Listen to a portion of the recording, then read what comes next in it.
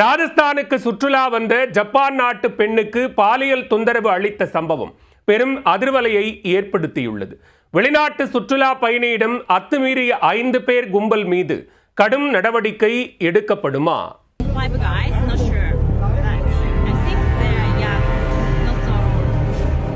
ஆசையாக ஜெய்ப்பூரின் அழகை ரசிக்க வந்த சுற்றுலா பயணியிடம் உள்ளூர் அடாவடி இளைஞர்கள் எல்லை மீறியதை பாதிக்கப்பட்டவர் பதற்றத்துடன் கூறிய காட்சிதான் இது.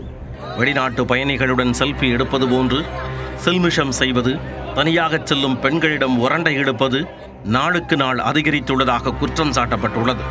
சுற்றுலா பயணிகளை அச்சுறுத்தும் அடாவடி பாய்ஸின் கொட்டம் அடக்கப்படுமா?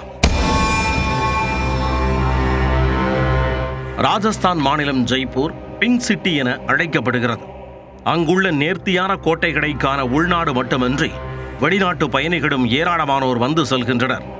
அதில் மலைப்பாங்கான பகுதியில் அமைந்துள்ள ஜெய்கர் கோட்டையின் அழகை ரசிக்க நாள்தோறும் பல்வேறு பயணிகள் வந்து செல்கின்றனர்.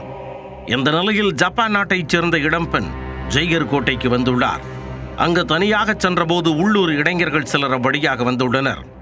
அவர் தனியாக இருந்த பெண்ணை பார்த்ததும் சீண்டி உள்ளனர். தொடர்ந்து பாலியல் தொல்லை கொடுத்ததாக குற்றம் சாட்டப்பட்டுள்ளது. இது தொடர்பாக பாதிக்கப்பட்ட பெண் அங்கிருந்த பாதுகாப்பு படை வீரர்களிடம் முறையிட்டுள்ளார்.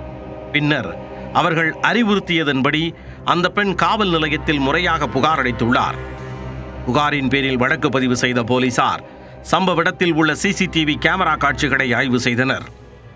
அதில் 5 இளைஞர்களின் அடையாளத்தை கண்டுபிடித்த போலீசார் அவர்களை கைது செய்யும் நோக்கில் தேடுதல் வேட்டையில் இறங்கினர்.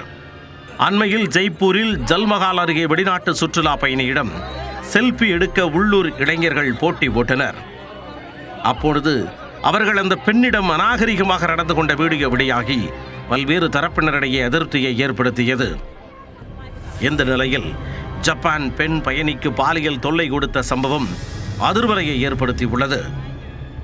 இதனால் சுற்றுலா பயணிகளின் பாதுகாப்பை உறுதி செய்யும் வகையில் அத்துமீறலில் ஈடுபடும் நபர்கள் மீது கடும் நடவடிக்கை எடுக்க வேண்டும் என்று பல்வேறு தரப்பினரும் வலியுறுத்தியுள்ளனர்.